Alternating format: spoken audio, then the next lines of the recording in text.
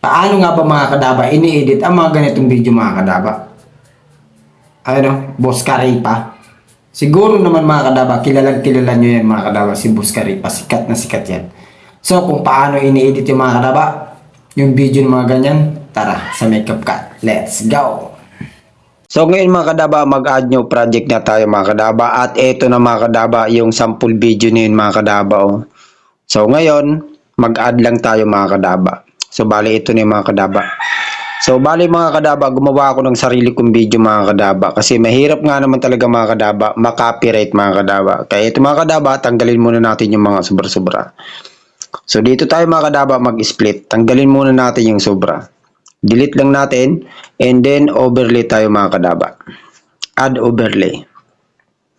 Tapos hanapin natin yung isang video naman mga kadaba na ginawa ko mga kadaba. So, bale, ito yun mga kadaba. Ngayon, add lang natin. At pag na-add na siya mga kadaba, ang gagawin natin mga kadaba, isakto lang natin tong video na to dito mga kadaba. Oh. Diyan oh.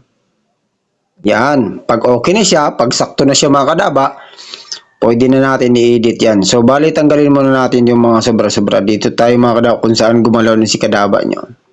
Dito tayo mag-edit mga kadaba. Split lang natin itong mga kadaba, yung sa unahan, then delete. So, bali ang video na ito mga kadaba, base lang ito mga kadaba sa kaalaman ko kadaba kung paano nga ba ini-edit yung video ni Boss Karipa mga kadaba. So, matatawag ko ito mga kadaba, Boss Karipa Editing Tutorial. So, bali ganito yung mga kadaba, ini-edit mga kadaba. So, una mga kadaba, dito mga kadaba, mag-touch mga kadaba. I-touch mo yung video na nasa baba. Ngayon, split mo siya. At syempre, para makita yung isang video mga kadaba, ang gagawin natin, ilong press mo lang yung video mga kadaba na naka-highlight. Tapos, ilagay mo lang siya dito mga kadaba sa mga 3 seconds. Ayan. So, bali ganito ang kakalabasan niya mga kadaba. Tignan natin ha. Marasa pa talaga. Kapag palag talaga, pag wala sinlawlaw. So, di ba napakalupit mga kadaba? So, ganun-ganun lang yung mga kadaba ini-edit.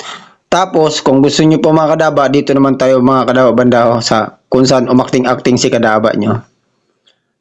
So, bali dito naman tayo mga kadaba mag-split. Ngayon, ang gagawin natin, i-adjust naman natin to dito mga kadaba. So, kayo nang bahala mga kadaba kung ilang segundo yung adjustan ang gusto nyo. Kung pwede naman sa 1 seconds, pwede sa 2 seconds, or 3 seconds.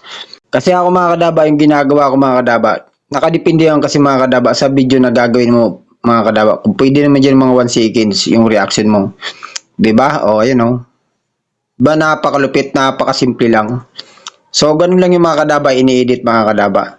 So ngayon mga kadaba, tanggalin na natin yung mga sobra-sobra mga kadaba na hindi na kailangan. Kasi nga mga kadaba, sample video lang ito mga kadaba kung paano pag-edit ng video ni Boss Karipa. So ganito lang yung mga kadaba. Ngayon, split na natin mga kadaba. Delete na natin mga kadaba yung mga sobra para magpantay-pantay mga kadaba. Siyempre, kailangan yan.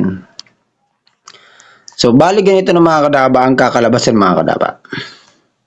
Ayan o. Marasa pa talaga. Kapag palag talaga, pag wala sinlawlaw. Sige ito lang sinitarang bayan sa Isip na ng bali sila mga kadaban lang. sige ito lang sinimano-mano. Sige ito lang lapas-lapas. Oh, di ba mga kadaba, napakatindi mga kadaba, napakalupit. Di ba? So ganun-ganun lang mga kadaba ang pag-edit ng video ni Boss Karipa mga kadaba. So bali pala yung iba mga kadaba, yung ginagawa nila mga kadaba. Gumagamit pa sila mga kadaba ng script mga kadaba. Sinusulat pa nila mga kadaba. Para na sa ganun mga kadaba, hindi sila malimot sa mga sasabihin nila. Kasi ako mga kadaba, yung ginagawa ko, pag mga segundo lang o kaya mga 1 minuto lang siya mga kadaba, yung ginagawa ko, magbibideo muna ako sa sarili ko. And then, pagkatapos ko mag-video, ang gagawin ko dyan, papanoorin ko muna yung video. Tapos, sasauluhin ko yung mga sinabi ko doon sa video na yon. Tapos pag nasa ulo ko na, ako nang bahala mag-iisip ng sasabihin ko ulit kapag magti-take na ako ng video mga kadaba. So bali ganun ko yung mga kadaba ginagawa. So siguro ganun din yung ginagawa ni Boss Karipa mga kadaba sa pag-edit niya. So ang video na to mga kadaba ay base lang mga kadaba sa kaalaman ko mga kadaba. So yun lang mga kadaba, hanggang dito na lang ang video nito mga kadaba. Siyempre wag nyo kakalimutan dyan mga kadaba yung mga adyasan. Lagi dapat yung mga kadaba nakasagad dyan palagi. Tsaka dapat naka 1080p. So ngayon mga kadaba, may natutunan ka na naman sa video ito. Baka pwede naman pakipollow and then pakishare na sa ganun yung mga baguhan matuto din sa pag-edit ng mga ganitong content. Yun lang kadaba, thank you very much.